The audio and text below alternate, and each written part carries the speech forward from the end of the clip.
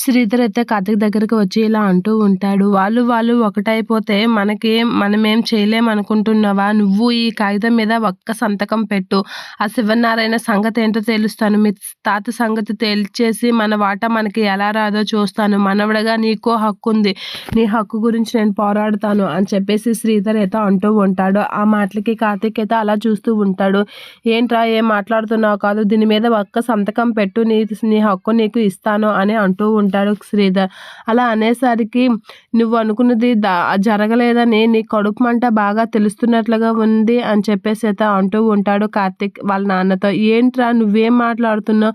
నేను నీ గురించి మాట్లాడుతూ నువ్వేంటి నా గురించి మాట్లాడుతున్నావు? నాకు ఆస్తికి ఎటువంటి సంబంధం లేదు. నీకు మీ అమ్మ అన్యాయం అయిపోయారని సొంత కూతురికి వాటా ఇవ్వకుండా ముసలోడు చేసిన దీనికి నీకు మంచి చేయాలని చూస్తే నువ్వు నన్ను అంటున్నావా అని చెప్పేసి అయితే శ్రీధర్ అంటూ ఉంటాడు. ఆ మాటలకి నాకు ఆ ఆస్తి మీద ఎటువంటి అవసరం లేదు, మా అమ్మకి కూడా లేదని మా అమ్మ నిన్నే చెప్పేసింది.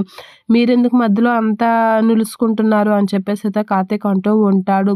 మీ అమ్మ నా మాట విందని తెలిసే నేను ఎక్కడికి వచ్చానురా, కానీ నువ్వు కూడా మాట వినకపోతే ఎలా?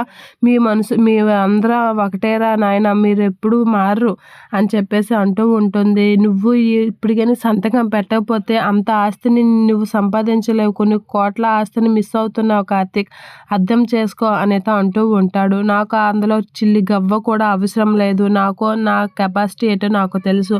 నేను ఆ వేరే వాళ్ళ ఆస్తి మీద ఆధారపడను అని చెప్పేసి అయితే అవసరం కూడా లేదు అని అనేసరికి మీరు మహానుభావులురా బాబు, మిమ్మల్ని మార్చడం నా వల్ల కాదు అని చెప్పేసి శ్రీధర్ అయితే అనేస్తూ ఉంటాడు కార్తీక్ వాళ్ళతో.